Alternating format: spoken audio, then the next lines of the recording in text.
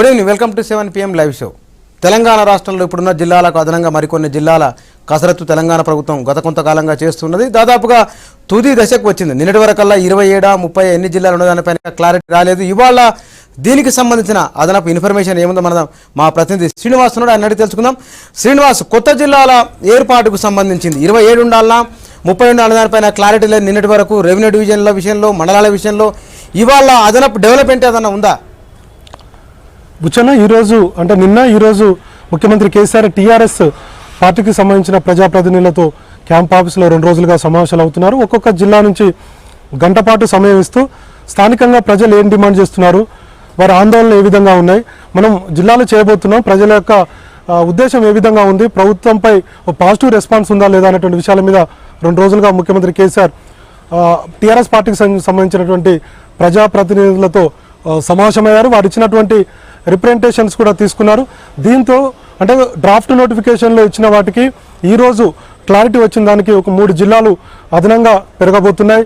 ఒకటి సిరిసిల్ల, కరీంనగర్ జిల్లాకు సంబంధించి సిరిసిల్ల, అదేవిధంగా మహబూబ్నగర్ జిల్లాకు సంబంధించి గద్వాల, వరంగల్ జిల్లాకు సంబంధించి జనగామ జిల్లాలు చేయాలని చెప్పి ప్రభుత్వం నిర్ణయం తీసుకుంది. దీనికి సంబంధించినటువంటి ప్రతిపాదనలు ఇవ్వాలని చెప్పి ముఖ్యమంత్రి కేసీఆర్ అధికారులను ఆదేశించారు. దీంతో అక్కడక్కడ అంటే సిరిసిల్ల కావచ్చు, అదేవిధంగా జనగామ, గద్వాల ఈ జిల్లాల్లో గత కొన్ని రోజులుగా కొనసాగుతున్నటువంటి ఆందోళన ముఖ్యమంత్రి కార్యాలయం ప్రకటనతో పెద్ద ఎత్తున వారు సంబరాలు చేసుకున్నటువంటి పరిస్థితి ఉంది. ఏదేమైనప్పటికీ కూడా కొత్తగా రాష్ట్రం ఏర్పడిన తర్వాత 10 జిల్లాలు పాత జిల్లాలతో కలుపుకొని 17+3 అంటే ఆ యొక్క 20 జిల్లాలు, ఇది 30 జిల్లాలతో తెలంగాణ రాష్ట్రంలో 30 జిల్లాలు కాబోతున్నాయని చెప్పి ఇప్పటికే ప్రభుత్వం ప్రకటించింది. ఇక ఒకసారి మనం చూస్తే కనుక డ్రాఫ్ట్ నోటిఫికేషన్ ఆగస్టు 22వ తారీఖున రాష్ట్ర ప్రభుత్వం విడుదల చేసింది. డ్రాఫ్ట్ నోటిఫికేషన్లో 17 కొత్త జిల్లాలు, అదేవిధంగా రెవెన్యూ డివిజన్లో 15 రెవెన్యూ డివిజన్లు, దీంతోపాటు మండలాలు 46 మండలాలు కొత్తగా ఏర్పాటు చేసినట్టుగా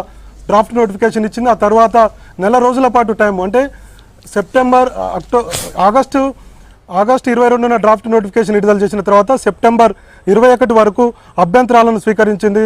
దాదాపుగా 1,06,107 అభ్యంతరాలు ప్రభుత్వానికి వచ్చాయి. దీని మీద పెద్ద ఎత్తున కసరత్తు చేశారు. అయితే ఒకవైపు కసరత్తు జరుగుతుండగానే జిల్లాల్లో మరొక వైపు గద్వాల, అదేవిధంగా జనగామ, సిరిసిల్ల జిల్లాలు చేయాలని చెప్పి పెద్ద ఎత్తున ప్రజల ఆందోళన కొనసాగించారు. స్థానికంగా ఉన్నటువంటి టీఆర్ఎస్ పార్టీ నేతలపై తీవ్ర స్థాయిలో ఒత్తిడి పెంచారు. కొన్ని చోట్ల ఎమ్మెల్యేలకు కూడా ఇబ్బందులు అయినటువంటి పరిస్థితి ఉంది. మరోవైపు గద్వాలలో ఒకవైపు డీకేఆర్ను రాజీనామా చేసి అక్కడ ఉన్నటువంటి ప్రజలంతా కూడా తన వైపు తిప్పుకునే ప్రయత్నం చేయడంతో అక్కడ టీఆర్ఎస్ క్యాడర్కు తప్పని పరిస్థితిలో గద్వాల జిల్లాల విషయంలో మనం 30 అనుకోవచ్చా, లేదా మీరు అన్నట్లు మండలాల విషయంలో 46 చెప్తాను, ఇంకేమన్నా పెరిగే సూచన ఉందా? అంటే ఇప్పటివరకు జిల్లాలు దాదాపుగా 3 ఖరారు అయిపోయినట్టుగా మనం అర్థం చేసుకోవచ్చు. కొద్దిసేపటి క్రితమే ముఖ్యమంత్రి కార్యాలయం కూడా దీని మీద ఒక ప్రకటన విడుదల చేసింది. ఈ 3 జిల్లాలకు సంబంధించి మండలాలు ఎన్ని ఉండాలి, దీని యొక్క మొత్తం గ్రౌండ్ వర్క్ పూర్తిగా చేయాలని చెప్పి ఆదేశించారు. ఇంకొక వైపు కేకే నేతృత్వంలో ఒక కమిటీని కూడా నియమించారు. కాబట్టి ఈ కమిటీ 2-3 రోజుల్లో కూడా నివేదిక ఇవ్వాలని చెప్పి ముఖ్యమంత్రి కేసీఆర్ ఆదేశించారు. కాబట్టి ఆ 3 జిల్లాలకు సంబంధించినటువంటి టీఆర్ఎస్ పార్టీ ప్రజాప్రతినిధులతో ఆయన త్వరలో ఒక సమావేశం ఏర్పాటు చేసి అధికార యంత్రాంగంతో కూడా చర్చించి ప్రభుత్వానికి నివేదిక ఇవ్వనున్నారు. అనుకున్నట్టుగానే అక్టోబర్ 11 దసరా రోజు మిగతా జిల్లాలన్నీ 30 జిల్లాలు కూడా పరిపాలన సాగించాలని చెప్పి నిర్ణయం తీసుకున్నారు. ముఖ్యమంత్రి ఒక మాట చెప్పడం జరిగింది. మిగతా ప్రజాప్రతినిధులందరూ కూడా దసరా రోజు మిగతా అన్ని జిల్లాలు కూడా పండగ చేసుకుంటూ అంటే కొత్త జిల్లాల్లో పండగ చేసుకున్నటువంటి టైంలో సిరిసిల్ల కావచ్చు, అదేవిధంగా జనగామ, గద్వాల ఉన్నటువంటి ప్రజలు కూడా బాధపడడం కరెక్ట్ కాదు, అక్కడ ఉన్నటువంటి ప్రజలు కూడా కోరుతున్నారు కాబట్టి మేము జిల్లాలు చేస్తున్నామని చెప్పారు. కాబట్టి మండలాలు ఖచ్చితంగా పెరిగేటువంటి అవకాశం ఉంది. ఇప్పటివరకు 505 మండలాలు కొత్తగా ఏర్పాటు కాబోతున్నాయి. అంటే పాత మండలాలతో కలిపితే 505 మండలాలు ఉన్నాయి. వాస్తవంగా ప్రభుత్వానికి వచ్చినటువంటి వినతుల్లో దాదాపుగా 70 నుంచి 75 మండలాలు చేయాలని చెప్పి ప్రజలు కోరారు. కానీ ప్రభుత్వం మాత్రం 46 మండలాలే చేయాలని చెప్పి నిర్ణయం తీసుకొని డ్రాఫ్ట్ నోటిఫికేషన్ ఇచ్చింది. కాబట్టి అదనంగా మండలాలు పెరుగుతాయి. 3 జిల్లాలు కొత్తగా పెరుగుతున్నప్పుడు ఖచ్చితంగా మండలాలు పెరిగేటువంటి అవకాశం ఉంది. ఇక రెవెన్యూ డివిజన్ల విషయానికి వస్తే రెవెన్యూ డివిజన్లు పాతవి 45 ఉన్నాయి, కొత్తగా 15 రెవెన్యూ డివిజన్లు చేయాలని చెప్పి డ్రాఫ్ట్ నోటిఫికేషన్లో ఇచ్చారు.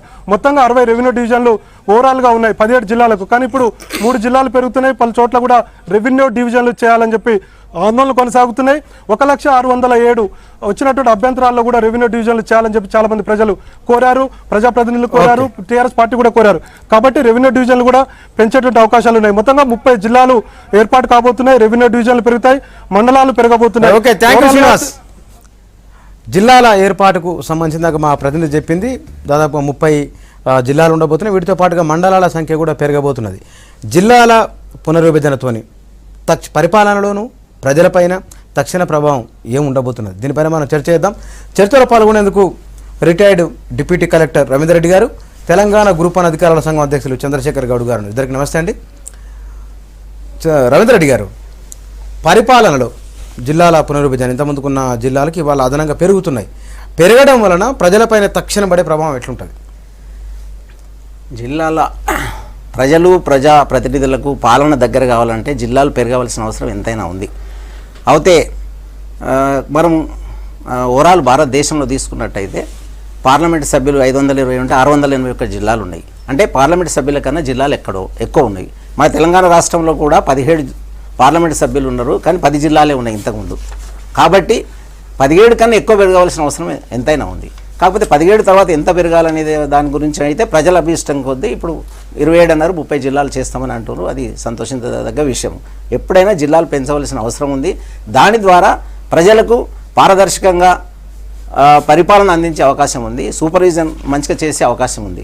లేకపోతే ఇంతకు ముందున్నదైతే ఒక్కొక్క జిల్లాలో ఒక 50 మండలాలు ఉండే, 50 మంది మండల్ పరిషత్ ఆఫీసర్స్ ఎంపీడీఓలు, 50 మంది తహసీల్దార్లు, డివిజనల్ ఆఫీసర్స్, జిల్లా ఆఫీసర్స్ ఒక 100 మంది, ఈ విధంగా ప్రజాప్రతినిధులు, ఇంతమందిని పేర్లు కూడా గుర్తుపెట్టుకోవడం కలెక్టర్ కష్టం ఉండే. కాబట్టి చాలా డిఫికల్టీ ఉండే. ఇప్పుడు కొంచెం దీని వలన ప్రజలకు సులువుగా పాలన అందించే అవకాశం ఉంది. దీనికి తోడు ఇంకా 2.5 సంవత్సరాలు అయితే జిల్లా పరిషత్ అవన్నీ వస్తాయి, అప్పుడు పరిపూర్ణంగా వస్తుంది. ఇప్పుడు మాత్రం ఆ జిల్లా పరిషత్కు వేరే ఉన్నవి కాబట్టి ఇంకా 2.5 సంవత్సరాల తర్వాత పూర్తిగా అందుబాటులోకి వస్తాయి. కానీ ఇప్పుడు మాత్రం మీరు ఎట్లాగో డిప్యూటీ కలెక్టర్ స్థాయిలో ఉన్నారు కాబట్టి సార్, దసరా నాటికల్లా కొత్త జిల్లాలు అంటే ఇప్పటికల్లా ఉన్న సిస్టమ్ అంతా పాతదే ఉంది. ఏమన్నా సర్దుబాటు చేసుకుని సరిపోతుందా? వ్యవధి ఇబ్బంది ఏమి ఉండదా? అంటే మొట్టమొదటి కొంచెం ఇబ్బంది స్టార్ట్ అయినా సర్దుబాటు చేసుకుంటారు. దానిలో ఉన్నా కానీ స్టార్టింగ్లో ట్రబుల్ ఉంటుంది. ఎందుకంటే మేము చూసాం, మేము సర్వీస్లో 78లో ఎంటర్ అయినప్పుడు మన రాష్ట్రంలో 170 తాలూకాలు ఉండే. అప్పుడు చెన్నారెడ్డి గారు ముఖ్యమంత్రి గారు ఉన్నప్పుడు ఒకటేసారి కోటారు ఉండేసరి 300 తాలూకాలు చేసిండు. 1980లో 170 నుంచి 300 అయినాయి. తర్వాత 1985లో ఎన్టీ రామారావు గారు గౌరవ ముఖ్యమంత్రి గారు ఉన్నప్పుడు మండలాలు చేశారు. మండలాలు అప్పుడు 300 తాలూకాలు పోయి 1100 మండలాలు అయినాయి. అంటే ఒక తాలూకాకు 4 మండలాలు. అవి చేసినప్పుడు కూడా ఇబ్బంది పడ్డాము. అది కొద్ది రోజులే. తర్వాత శాశ్వత బిల్డింగ్స్ వచ్చినాయి, ఇప్పుడు అన్ని ఫెసిలిటీస్, ప్రజలు కూడా దాంతో మంచి హర్షంగా ఉన్నది. ప్రజలు కూడా మంచి పరిపాలన అందిస్తున్నారు. లేకపోతే ఇంతకుముందు ఒక తాలూకాకు రావాలంటే కూడా వాళ్ళకి కష్టం ఉండే ప్రజలకు. ఇప్పుడు ప్రతిరోజు అవసరం ఉంటే మండల ఆఫీస్కి పోతారు, పని చూసుకుంటారు, మళ్ళీ వాళ్ళ పనులు వాళ్ళు చేసుకుంటారు. కాబట్టి అది తక్షణ అవసరము. దాంతో బాగా ప్రభుత్వానికి మంచి పేరు వచ్చింది. ఇదివరకు కూడా పరిపాలన వికేంద్రీకరణ జరిగింది, ఇప్పుడు కూడా వికేంద్రీకరణ జరుగుతుంది. మండలాలు పెంచారు కానీ అప్పుడు జిల్లాలు పెంచలేదు. ఈ విధంగా పెంచవలసిన అవసరం ఉన్నది. ఇప్పుడు పెంచారు, అది కంపల్సరీ అవసరమే. అది ప్రజల ఇష్టం కొద్దీ ఎన్ని ఫిగర్ అనేది అది ప్రజలు ప్రభుత్వం ఇష్టం. చంద్రశేఖర్ గారు, మన ముఖ్యమంత్రి కేసీఆర్ గారు ఏదైతే సాహసోపదంగా చేపట్టినటువంటి జిల్లాల ఏర్పాటు, నూతన జిల్లాల ఏర్పాటును అన్ని వర్గాల వారు, అటు ప్రజా సంఘాలు, ఉద్యోగ సంఘాలు, అఖిలపక్ష నాయకులు అందరూ కూడా ఏకపక్షంగా జిల్లాల ఏర్పాటును స్వాగతిస్తున్న విషయాన్ని మనం ఇక్కడ గమనించాలి. ఎందుకంటే ఈరోజు ప్రజలకు మరింత better administration, in the interest of the better administration, ప్రజలకు మరింత మెరుగైన పాలన మరియు అన్ని ప్రాంతాల సమతుల్య అభివృద్ధిని సాధించాలంటే ఖచ్చితంగా జిల్లాల యొక్క సంఖ్య పెంచాల్సిన అవసరం ఎంతైనా ఉంది. ఎందుకంటే మన దేశంలో అన్ని రాష్ట్రాలు కూడా జిల్లాల పునర్విభజనకు శ్రీకారం చుట్టి ఆ జిల్లాలు పెంచుకున్నారు. మొన్న అస్సాం లాంటి రాష్ట్రంలో మన రాష్ట్రం కన్నా తక్కువ జనాభా ఉన్నటువంటి 3,33,00,000 ఉన్నటువంటి అస్సాం రాష్ట్రంలో కూడా 35 మొన్న కూడా ఒక 5-6 మన జూన్లో కానీ అంతకుముందు జనవరిలో కానీ సందర్భానుసారంగా ఈరోజు 35 జిల్లాలతోని అస్సాం లాంటి రాష్ట్రము ఉంది. మనకన్నా తక్కువ జనాభా ఉన్నటువంటి ఏ రాష్ట్రం తీసుకున్నా, పంజాబ్ కానీ, హర్యానా కానీ, ఉత్తరాఖండ్ కానీ, రాష్ట్రం తీసుకున్నా ఆ జిల్లాల సంఖ్య సందర్భానుసారం పెంచుకున్న సంగతి మనం గమనించాలి. ఈరోజు అయితే ఇక్కడ ఒక విషయం మనం గమనించాల్సింది ఏంటంటే, ప్రజలు అన్నది చాలా ఇంపార్టెంట్. ప్రజలు ఈరోజు మీరు గమనించండి, ఎక్కడ కూడా జిల్లాల ఏర్పాటును వద్దు అని వ్యతిరేకించే పరిస్థితి లేదు. మళ్ళీ మాకు జిల్లా కావాలని చెప్పి కోరుతున్న డిమాండ్లు ఉంటున్నాయి తప్ప అసలు జిల్లాల ఏర్పాటు వద్దన్న పరిస్థితి వద్దని ఎవరు వ్యతిరేకించట్లేదు. కాబట్టి మనం ప్రజల అభిష్టానికి అనుగుణంగా, ప్రజల అభిమతానికి, ప్రజల అవసరాలకు అనుగుణంగా ఈరోజు పరిపాలనా యంత్రాంగానికి ప్రజలకు మధ్య ఏదైతే అభివృద్ధి ఫలాలు కానీ సంక్షేమ ఫలాలు కానీ మరింత ఎఫెక్టివ్ ఇంప్లిమెంటేషన్ చేయాలంటే ఖచ్చితంగా జిల్లాల పరిధి మనం చిన్నగా ఉండాల్సిన అవసరం ఎంత ఉంది. కానీ సెంట్రల్ గవర్నమెంట్ నుంచి మనకు వచ్చే వివిధ రకాల నిధులు కానీ ఇవి ఎట్లా ఉంటాయి అవి? అంటే ఇప్పుడు కేంద్ర ప్రభుత్వం కూడా ఏంటంటే జిల్లాకు సంబంధించి జిల్లాలు ఎక్కువ ఉన్నప్పుడు దానికి సంబంధించి కేంద్ర ప్రభుత్వం సంబంధించినటువంటి నిధులు కూడా జిల్లాలకు అనుగుణంగా మనకు నిధులు ఇచ్చే అవకాశం ఉంటుంది. దానివల్ల మనం ఆ నిధులకు అనుగుణంగా మన యొక్క విద్య, వైద్య, మౌలిక వసతులు, ఉపాధి కల్పన ఎన్నో రకాల ఇప్పుడు నవోదయ విద్యాలయాలు లాంటివి తీసుకున్నా, ఇంకోటి తీసుకున్నా కూడా కేంద్ర ప్రభుత్వం అన్ని జిల్లాలకు కూడా మనం కేటాయించే పరిస్థితి ఉంటుంది.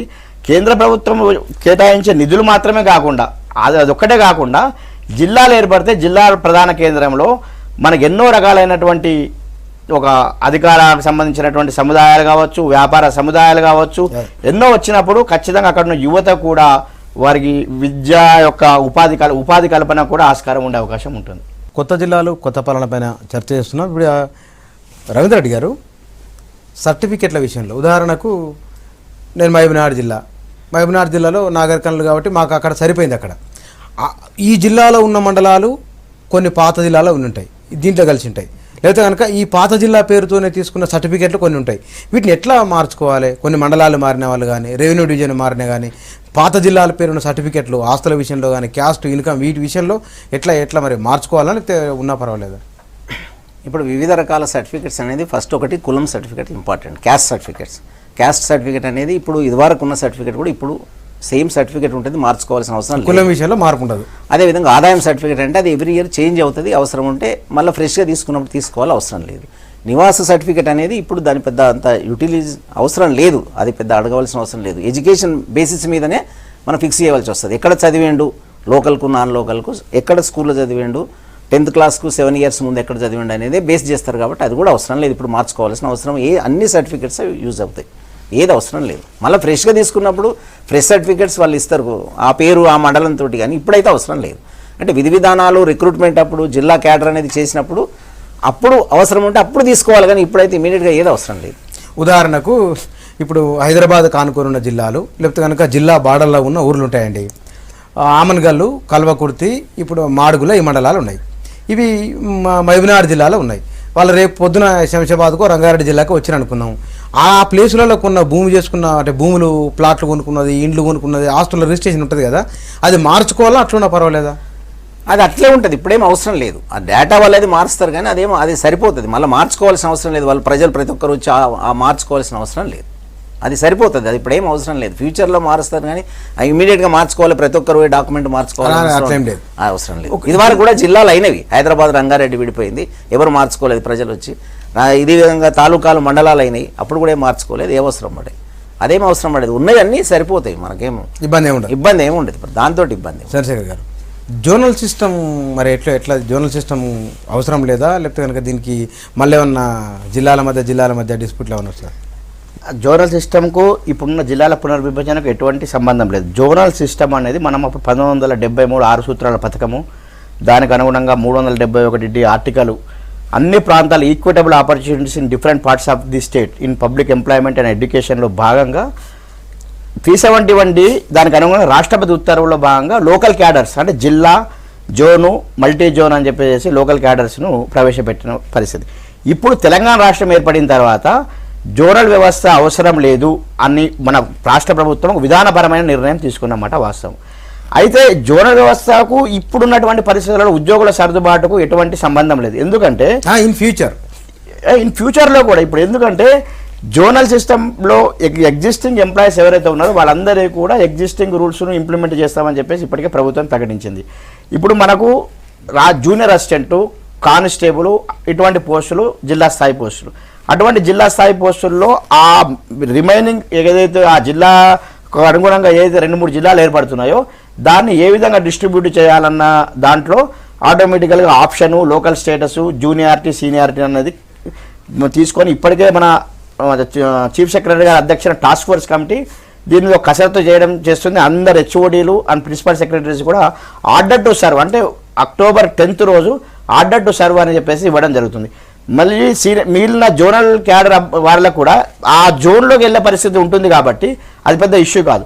జోనల్ సిస్టము తీసేయాలని చెప్పి ప్రభుత్వము ప్రకటించిన తర్వాత జోనల్ సిస్టంలో ఉన్నటువంటి ఉద్యోగులను రాష్ట్ర స్థాయికి చేయాలన్నా అంటే ఆ స్వభావానికి పోస్టుల స్వభావానికి అనుగుణంగా కొన్ని పోస్టులను జిల్లా స్థాయి కుదించాలా, కొన్ని పోస్టులను రాష్ట్ర స్థాయి కుదించాలా అని చెప్పేసి ఉద్యోగులకు సంబంధించింది. దీనిపై కూడా ఉద్యోగులకు సంబంధించి ప్లస్ అన్ఎంప్లాయీస్ సంబంధించి డైరెక్ట్ రిక్రూట్మెంట్ వచ్చే పోస్టులు కొన్ని గ్రూప్ 2 పోస్టులు ఉన్నాయి. చాలా మటుకు ఇప్పుడు జోనల్ పోస్టులు ఏసీటీఓ కానీ డిప్యూటీ తహసీల్దార్ కానీ సబ్ రిజిస్ట్రార్ కానీ వాటన్నిటి రాష్ట్ర స్థాయికి తీసుకెళ్లాలా. అవన్నీ కూడా మన రాష్ట్ర ప్రభుత్వం ఒక హై లెవెల్ కమిటీ వేసేసి జోన్ల సమస్య రాదంటారు. అసలు జోన్ల సమస్య రాదు. అయితే ఇక్కడ ఏంటంటే మనకు ఏదైతే జోన్లు ఏమైతుందంటే జనగాం లాంటి జిల్లా 5th జోన్లో ఉన్నటువంటి జనగాం లాంటి ప్రాంతము 6th జోన్లో ఉన్నటువంటి యాదాద్రి లాంటి జిల్లా కలిసినప్పుడు అక్కడ కొన్ని చిన్న వచ్చినప్పటికీ అయితే జనగాం కూడా జిల్లా అవుతుంది కాబట్టి అది కూడా రేజ్ కాదు. ఒకవేళ వచ్చినా కూడా పోస్టులు 6th జోన్లో ఉంటాయి. అక్కడ సెలెక్ట్ అయినటువంటి క్యాండిడేట్లు ఆటోమేటిక్గా 5th జోన్ ఆధారంగా సెలెక్ట్ అయ్యారు కాబట్టి ఆ 5th జోన్లోకి వెళ్ళిపోయే పరిస్థితి ఉంటుంది. ఫర్ టైమింగ్ రేపు జోనల్ ప్రభుత్వం ఎటువంటి విధానపర నిర్ణయం తీసుకుంటూ దానికి అనుగుణంగా అందరు ఉద్యోగులు ప్లస్ అన్ఎంప్లాయీస్ కూడా దానికి అనుగుణంగా ఇప్పుడు గ్రూప్ 2 రాస్తున్న వాళ్ళు డైరెక్ట్ రిక్రూట్మెంట్ కొత్త ప్రభుత్వం ఎటువంటి విధానపరమైన నిర్ణయం తీసుకుంటుందని జోనల్ వ్యవస్థ రద్దు.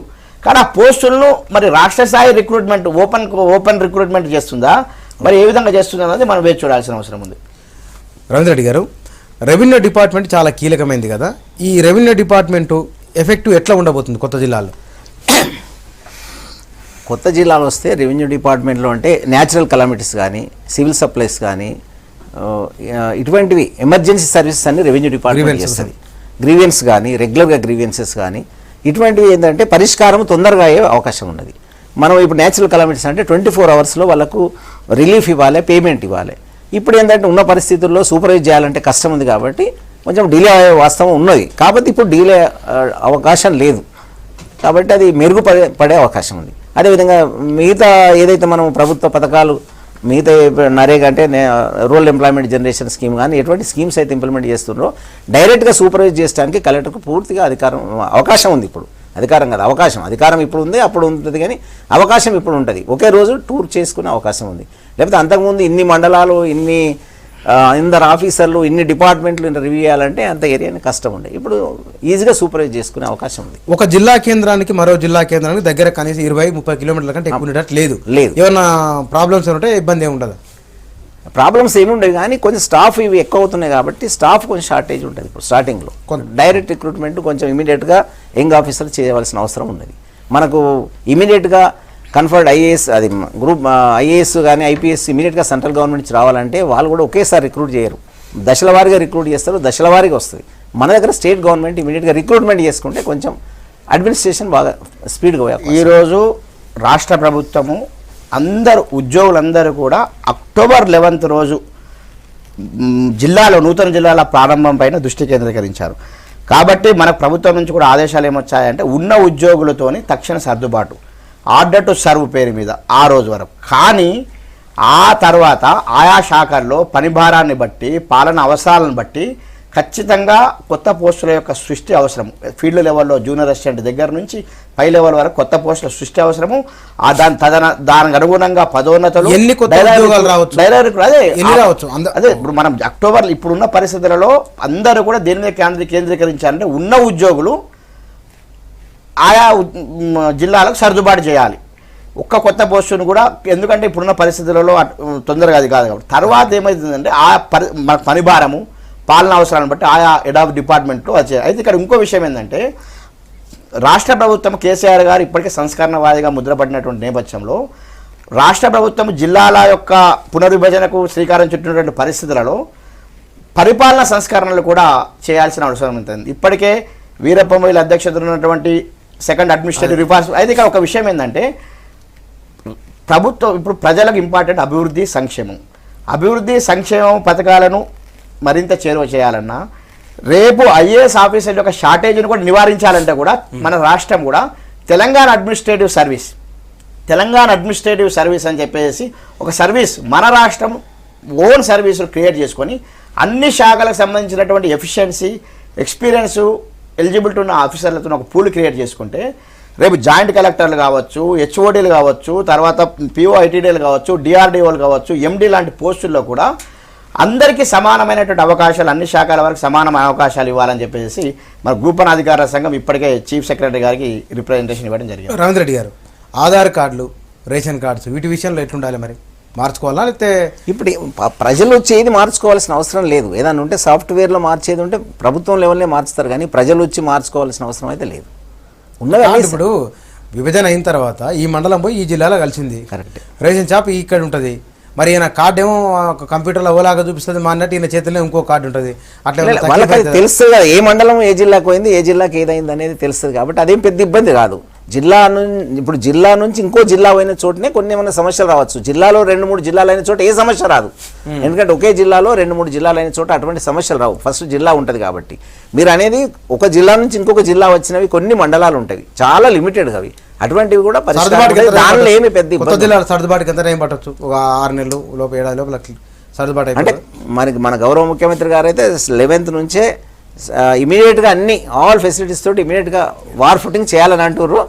జరుగుతుంది, కానీ కొంచెం ఎట్లయినా కొన్ని ప్రాబ్లమ్స్ ఉంటాయి స్టార్టింగ్లో, కానీ ఇమీడియట్గా అడ్మినిస్ట్రేషన్ అయితే అక్కడి నుంచే నడవలసి ఉంది. ఎందుకంటే వాళ్ళకి ఆర్డర్ టు సర్వీస్ ఇస్తారు కాబట్టి ఇమీడియట్గా సర్వ్ చేస్తారు. దాని మీద ప్రెస్టేజ్ తీసుకుంది గవర్నమెంట్కే కొంచెం ఫెసిలిటీస్ కానీ ఉద్యోగుల సర్దుబాటు ఇబ్బంది తప్ప అది ప్రాబ్లం ఉండకపోవచ్చు. ఓకే, డిస్కషన్లో పాల్గొన్నది రవీంద్ర రెడ్డి గారు, చంద్రశేఖర్ గారు, థ్యాంక్ యూ అండి ఇద్దరికి. కొత్త జిల్లాల కొత్త పరిపాలన దసరా నుంచే ప్రారంభం చేయాలని ప్రభుత్వం అనుకుంటున్నది. ఖచ్చితంగా దీనికి సంబంధించి ప్రజలకు మేలు జరుగుతుంది. అధికార వికేంద్రీకరణ వల్ల పరిపాలన ప్రజలకు మరింత చేరువగా అవుతుంది. ఎట్లా చూసినా ప్రజలకు మేలు జరిగేదని వీరు అంటున్నారు. Thank you.